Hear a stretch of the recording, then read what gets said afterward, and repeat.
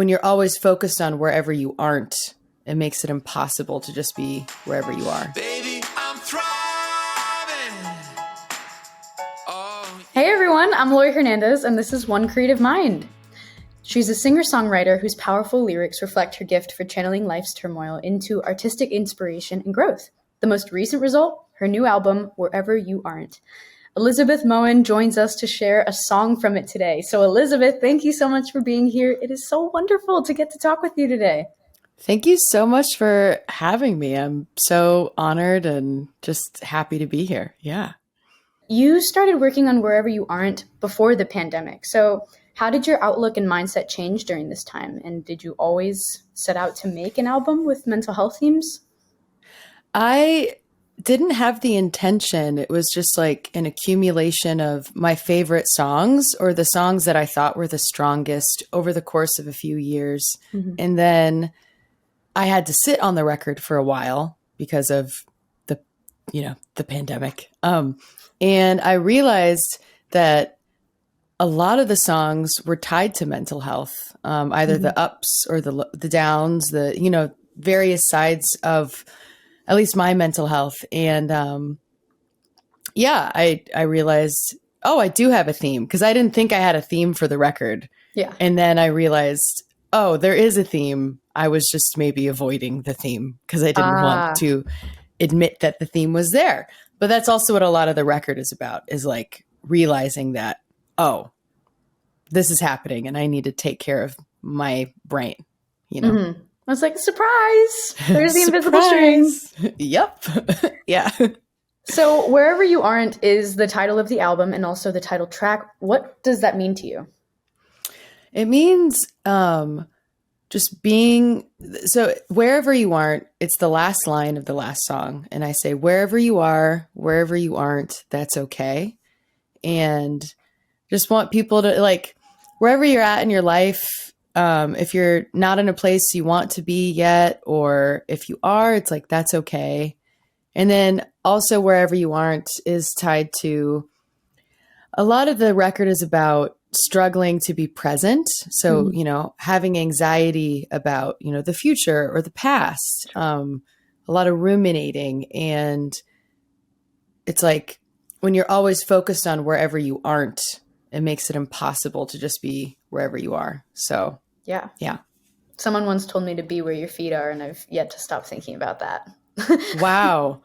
That's great. I was like, oof. And it was at a time where I did not want to be where my feet, I didn't want to be there. It was just something I wasn't ready for, but yet those words stuck with me for a while. So I definitely recognize that in Wherever You Aren't. So we know music and art can be very beneficial to our mental and emotional health, reducing stress, lifting depression and anxiety, improving mood, helping us feel connected to ourselves and to others. But what does it do for you when you compose and create it? I think it's very therapeutic. I think anyone can write a song, and I'm not just saying that. I think it's similar to journaling or writing poetry, but the benefit of trying to write a song, even if you can't play an instrument, just like singing out loud, like how you're feeling. And I have a hard time just like letting go and just like really feeling my feelings. I'm getting much better at it, thankfully, but writing songs was a tool for me to actually process. Like I would find I would be, writing the lyrics, and then all of a sudden I'd be just like noodling on my guitar, and then a song would come out, and then I would look down at the lyrics and be like, oh, that is how I'm feeling. I didn't even know that. It took the process of kind of singing it out and writing it down to figure it out. So I think I think tools to, process things on your own, it's like self-therapy. It's very great. I think that plus actually finally going to therapy, was like this record. It's like songs that I wrote, post finally going to therapy. And I think not only do I feel better as a person, but I think my songs got stronger too, because there's also that tool of processing with someone else, Mm-hmm. just echoing off of what you just said, being able to verbalize those feelings, and when you have someone who's kind of holding your hand through all of it and guiding you in the right way, you know, it's their job to be able to walk with you and, you know, not tell you what to do, but to give you the tools to figure out how to do it on your own. And when you do enough therapy sessions, I'm sure that language, like being able to identify what's going on, that is such a special part of therapy, being able to verbalize all of that. And now, you know, you've taken that and you've put it into your music. And I just think that's incredible. So, oh, thank you. Yeah, I think that the deeper down you can go into your own like stories and your own thoughts, and like the more you can heal, I think the more people can feel something when they're listening to the song. Mm-hmm. If they're listening to like, you know, very wordy music, which is like my songs, there's a lot of words. But I like that. And my hope is like, if people are listening to the words, they can really go in and hopefully feel whatever feeling. A lot of them are sad, but some of them are happy. And like, I think tapping into all of those things in a safe way is what I try and do for myself, and my hope for anyone who listens to my music. I hope they feel safe in the song. Yeah.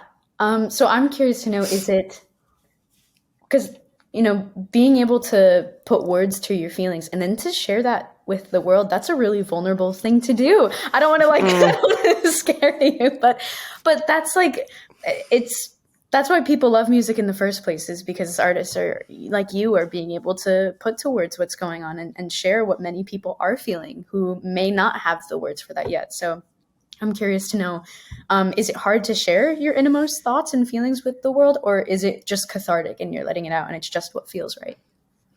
I think in the moment of writing the song, it feels very cathartic. And I think that's what helped me finally feel comfortable writing music. I had a fear of expressing myself. I had a fear of sounding too cheesy, which is why I never wrote a song. Mm-hmm.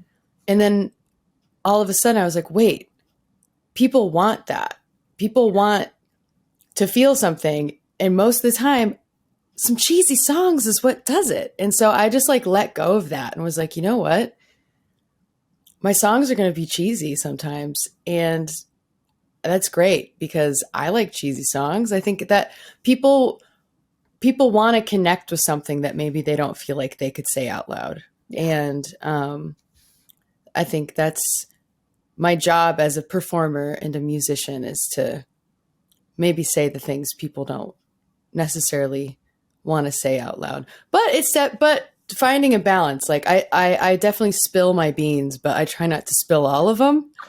Or if it's like, you know, I've been getting into writing songs, you know, about other people's stories. And, you know, there have definitely been some situations in some of these songs where I hit people up and I'm like, hey, I might be talking about this thing. Do you feel okay with that? And they've always said yes. But I think if it is somebody else's story, keeping it somewhat private, you know, like you can change.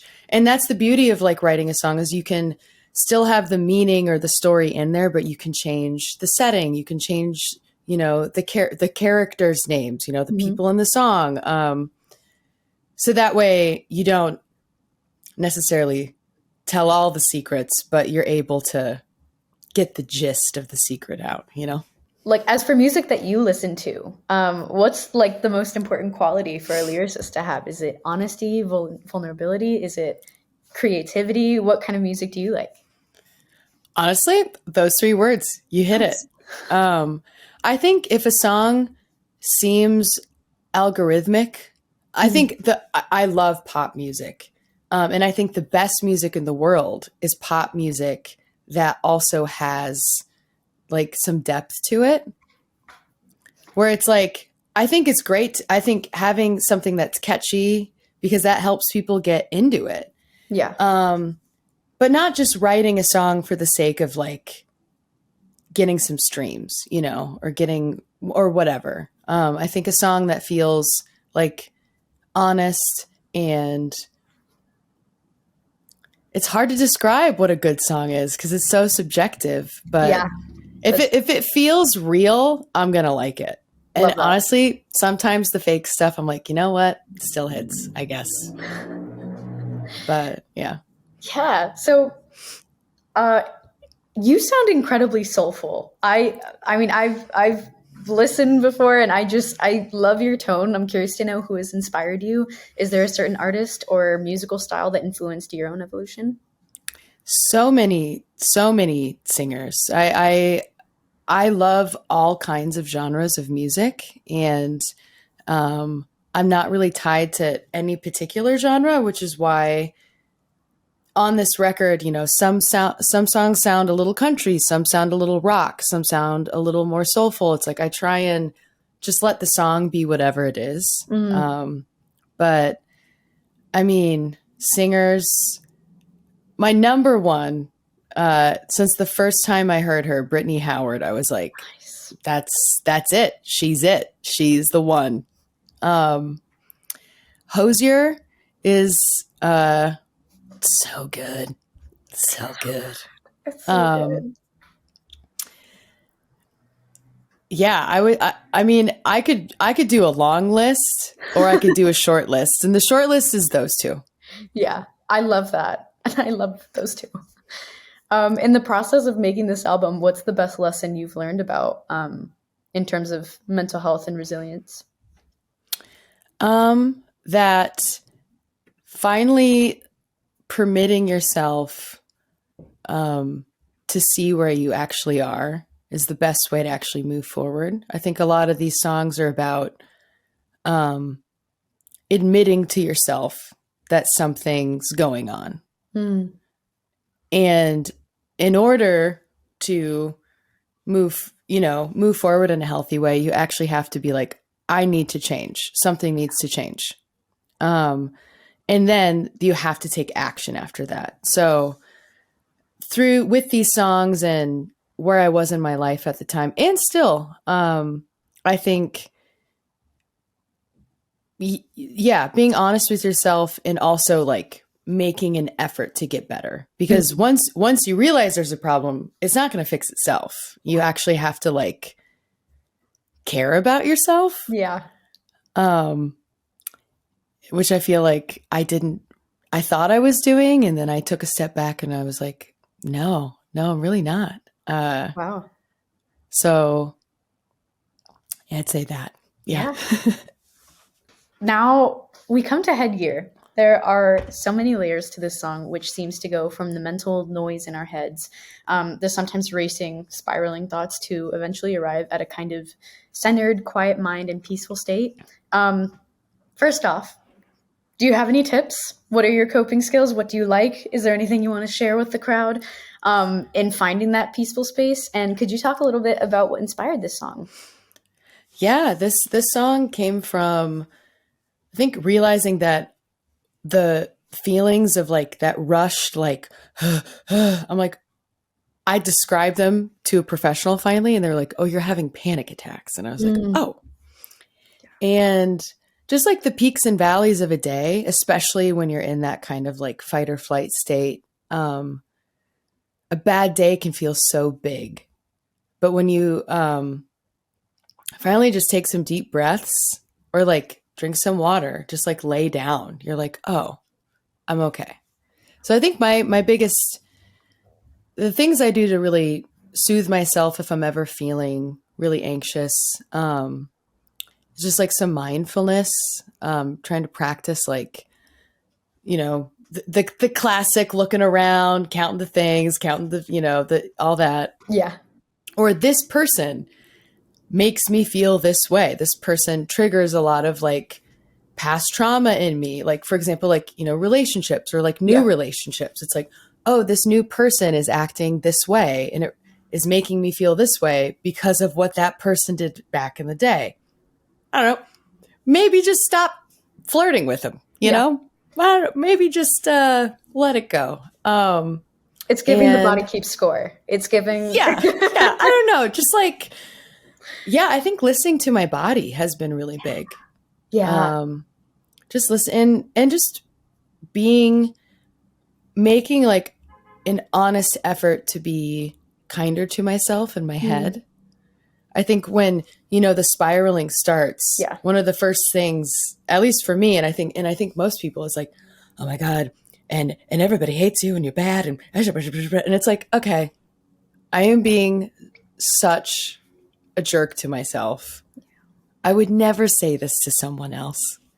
I would never want someone to say this to anybody else. Why am I saying it to myself? So yeah, just like really trying to be kinder to myself in my own head. And my aunt, who is a therapist, during the pandemic, I lived with her for a little bit, and she is just the best. And she was living with her and also seeing how like she raises my cousins in such a like kind, emotionally nurturing way. I was like, you're a rock star. You're amazing. But for the holidays, she gave me this gratitude journal, which me like 5 years ago, I'd be like, that's cheesy. But now I'm like, actually, no, this is great. And so every day, honestly, journaling has been really helpful for me. Yeah. Because I write so many songs, but actually just taking the time to like write down like, today I'm grateful for positive affirmations, things that made my day. How will I make tomorrow awesome? It's really been helping me because like when you spiral and you go into the negative, you really forget even the littlest things that are positive. So I've only been doing this for a month, but it's already been a great tool, and I'm so grateful that my aunt gave me this. Highly recommend. And you don't even need a gratitude journal. It's just if you have a journal and every day, just for like 3 minutes, you're like, these are the good. And it's not like this toxic positivity thing. That's not the goal. Yeah. Because I don't like that. Yeah. But it's just it's the littlest things where I'll be like, what made today awesome? I'll be like, sitting in the living room, drinking coffee with my roommates. Like, it's just little things. And I'm like, that was nice. I liked that, Yeah. There's that quote that's like, one day we'll wake up and realize that the little things are not so little. And Whoa. I just love that because I remember like, okay, so my mom is a social worker. I had been in therapy for years, and there came a point where we started talking about self-talk, and and everything that you're saying, I'm recognizing a lot of that mirrored in my own mental health journey as well, and this feeling of self-talk. And, when things go wrong, we default into our habits of kind of allowing the feeling to take over the main thought. And it's hard to remember that there's like, there's the thoughts that come through, and remembering that we're observing them and that we are not those thoughts, and that we can actually control a lot more than we realize. Yes. My life started to get better when I started to recognize that the little things are not so little. And I started being nicer to myself when things started going downhill. And it's like talking to myself as a kid, but not in a patronizing way, but in a way of like, you're really anxious right now. Things are happening. Maybe we should go sit in a corner for a couple minutes. I think we could use some quiet. There's nothing wrong with that. And like, just the self-talk has to be nice. We have to be nice to ourselves. And if it's not a habit, if we're like super random, I'm going off on a tangent, I know, but no, you're not. Like, I love it. If, I used to have a thing where I'd like load the dishwasher and I'd forget to turn it on, then wake up the next morning and be like, God, I'm such an idiot. I left the dishes in the dishwasher. And I remember telling my therapist this, and she was like, well, that's not very nice. And I was like, I'm joking. And she was like, no, your heart doesn't know. Your heart doesn't know that you're joking. And I was like, that is so real. I feel like self-deprecation as like to joke. It's like, it's funny, but it's eventually not. And a lot of my family members, I think a lot of people use comedy to cope. And self-deprecation is like most people's go-to joke because it's like, that's the topic the best. Mm-hmm. And it's like, yeah. And it's like, if you can poke and prod and joke about yourself, then it can't hurt if other people do it to you, but it still hurts anyways. Exactly. And that's there's just a fine line where it's like, you can do it, but when you just keep doing it, it's like the heart doesn't know. Yeah. Our heart doesn't know that. And then your heart's just like, wow, brain's a bully. I don't want to hang out with them anymore. Yeah, and so then then your of feelings course- don't trust your thoughts. And then Yeah. nothing. It's like, of just- course, when you get anxious, like your heart You know- is going to start fearing the body it's in. We haven't been very kind to it, you know? Yeah. But yeah, just very interesting stuff. I loved everything that you just said, and I think people who listen to this are going to get a lot out of that. This is such a familiar feeling. So thank you for sharing that. I'm curious to know if you would like to play Headgear for us. I would love to. I've got my acoustic guitar. I haven't played it on acoustic in a while, but I like the idea of doing it on it because I wrote it on an acoustic guitar. So sometimes it's fun to like come back to how it all started. Yeah. But yeah, here's Headgear. See, there I am doing it. My little mental health song. Can you hear it? Let me know if it's too quiet.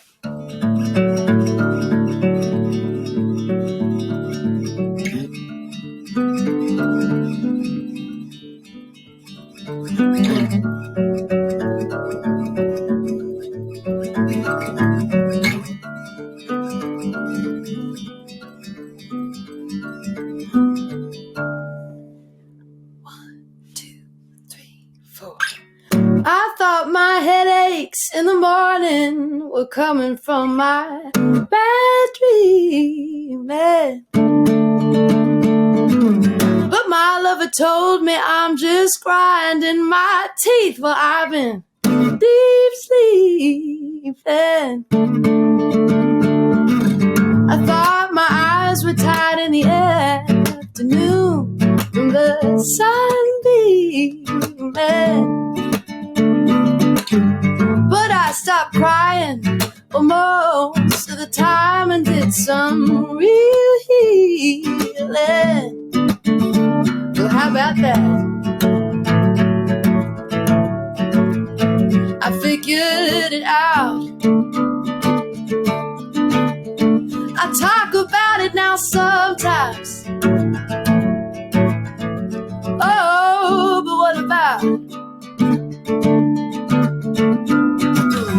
I thought my buzzing on the bedtimes wouldn't come back in the late evening.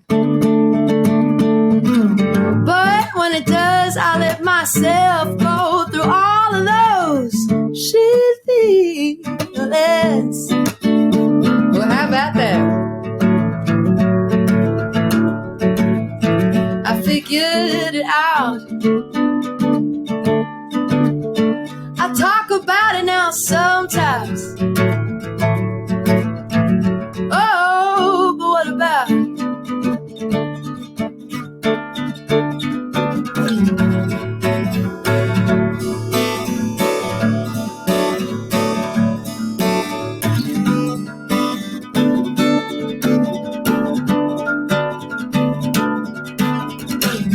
I thought my mind was out to get me much faster than my body. Well, my mind is faster than it thinks to run to where it doesn't need to be. And when it comes back to the stillness of my heavy breathing,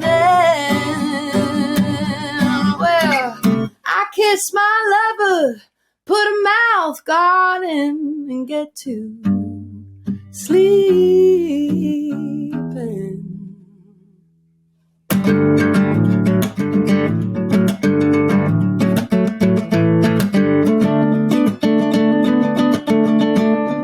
Well, how about that? Woo! Woohoo! Oh my gosh! That was amazing. You're brilliant. That was so good.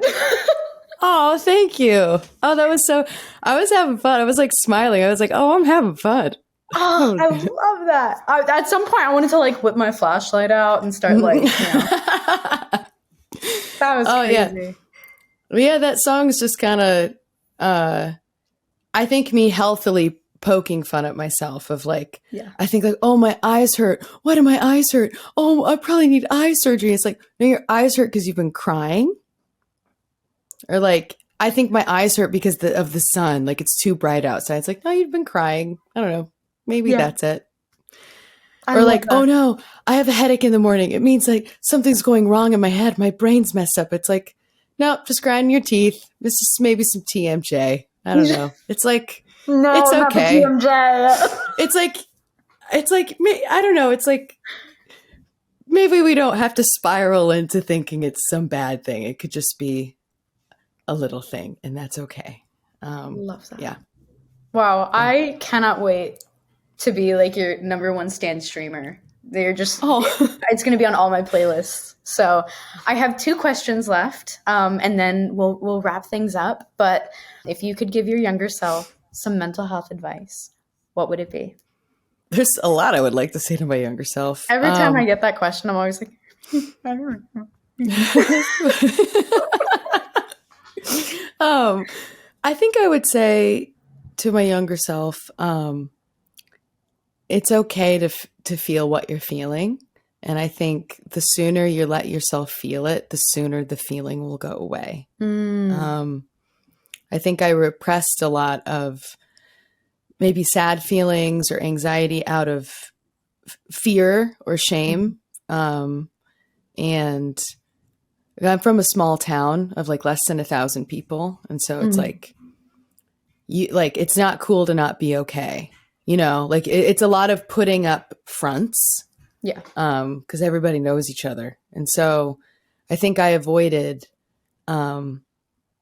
any of those big feelings of, depression, or anxiety. And, I just want my little kid self to know that like, just feel it and then move on and feel it in a healthy way. I see back when I lived with my aunt, my little cousin who's like 3 at the time, he would be having like a big feeling and he would be angry at his older brother and he would hit him, like little kids, they're fighting. Yeah. And then my aunt, one day I watched her sit him down and be like, seems like you're feeling a lot. What are you feeling right now? He's like, I'm angry. And she said, you can feel angry, but that doesn't mean you can hit your brother. And he was like, you're right. And so I don't know. I think just like giving everyone, especially like little kids, permission to feel feelings in a healthy way. Yeah. I just want little me to be like, feel her little feels. That's me patting her on the head. I love just a little pat on the head and then, and then move on. You can't sit in it forever. You just can't. Yeah. No fun. My last question, which we always finish the podcast with this question, but I'm curious to know today, what gives you hope? I think just how amazing. Well, I mean, for example, seeing how my aunt is raising my little cousins, I see so many more people being aware of mental health and more people having the space to figure out what it is. And like schools having more insight to like mental health and it not being this big secret. That gives me hope. I think the more people are aware of their own mental health and aware of other people's mental health, I think people are just going to be better for it. And I think there's just so much more kindness and compassion given to yourself and to others when you understand it. Yeah. Like once you know what someone is going through, of course you're going to, I don't know. I think people being more aware, I'm very hopeful that good things will come of that. I mean, bad things can't come of that. Of like I think people being more in tune with what their feelings actually are. Yeah. It can only lead to good things, I think. Yeah. Yeah. That's my final answer. That's I it. love that. That's the end of the answer. Yeah. It's the buzzer. Done. Yeah. Well, Elizabeth, thank you so much for sharing your amazing artistry, your story, and your voice with us today. I think people who are listening to this are going to get so much from it, all because you were willing to share your heart. So thank you. It was a joy speaking with you and listening to you. I can't wait to keep up with what you do next. Thank you so much. You are such a fantastic interviewer, and you make it so easy to just talk about this stuff and smiling. Like, I don't think I've smiled this much during an interview. So I'm just having a good time. Thank you for making it feel like a good space to just smile and talk about stuff. Yeah. That makes me so happy. I'm glad I could do that for you.